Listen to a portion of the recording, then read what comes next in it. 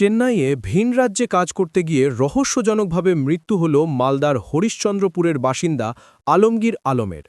৯ দিন আগে হায়দ্রাবাদে কাজে যাওয়ার কথা ছিল তার। ট্রেনে ওঠার আগে স্ত্রীর সঙ্গে ফোনে কথা বললেও এরপর থেকে আর কোনো খোঁজ পাওয়া যায়নি বলেই দাবি পরিবারের। ৮ দিন নিখোঁজ থাকার পর চেন্নাইয়ের রেল লাইনের ধারের জঙ্গল থেকে উদ্ধার হয় তার ক্ষতবিক্ষত দেহ। এদিকে খবর আসতেই কান্নায় ভেঙে পড়েন আলমগীরের স্ত্রী ও পরিবারের সদস্যরা।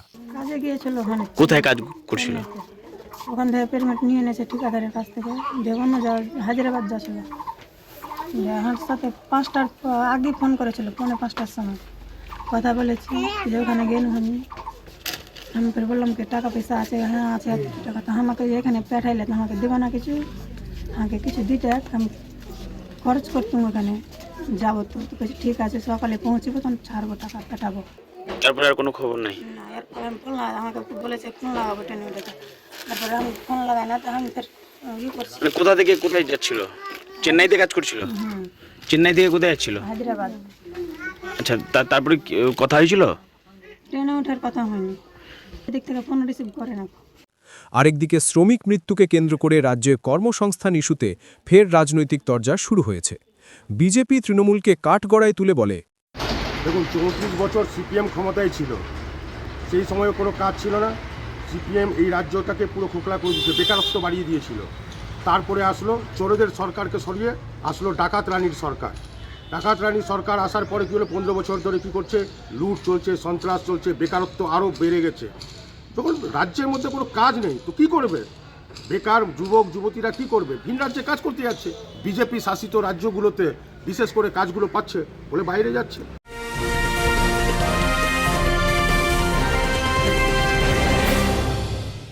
উত্তর 24 পরগনা ও তার আশপাশের এলাকার মানুষের সেবায় ক্যাথল্যাবের মতো অত্যাধুনিক সুবিধা নিয়ে পরিষেবায় ব্রতী সারদা মাল্টি স্পেশালিটি হাসপাতাল।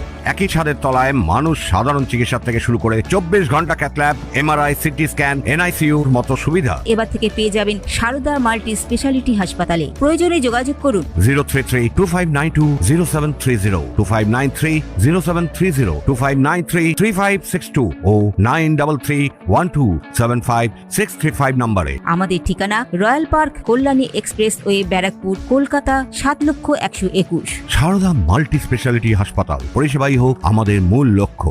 পাল্টা তৃণমূলের দাবি, প্রথমে তো বলবো আমি 100 দিনের কাজ বন্ধ করে শ্রমিকদের বিপাকে ফেলেছে এই বিজেপির সরকারই। আমাদের যদি 100 দিনের কাজ চালু থাকতো তাহলে এই শ্রমিকরা বাংলা ছেড়ে ওই ভিন রাজ্যে যেত না। আর যারা আমি যে দেখতে পাচ্ছি বাংলার পরিযায়ী শ্রমিকরা যারা অন্যান্য রাজ্যে গিয়ে, বিজেপি শাসিত রাজ্য গিয়ে যারা কাজের জন্য যাচ্ছে, তাদের নির্যাতন করছে এই বিজেপির সরকারই।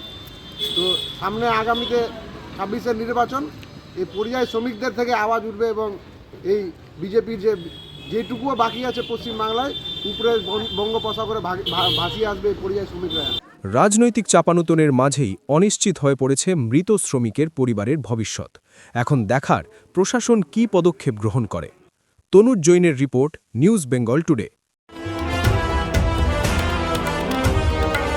মেঘবেলা লাইভে আপনার পছন্দের টিভি চ্যানেলস সম্পূর্ণ বিনামূল্যে, শুধুমাত্র মেঘবেলা ব্রডব্যান্ডের কানেকশনের সঙ্গে। মেঘবেলা ব্রডব্যান্ড, বাংলার ঘরে ঘরে।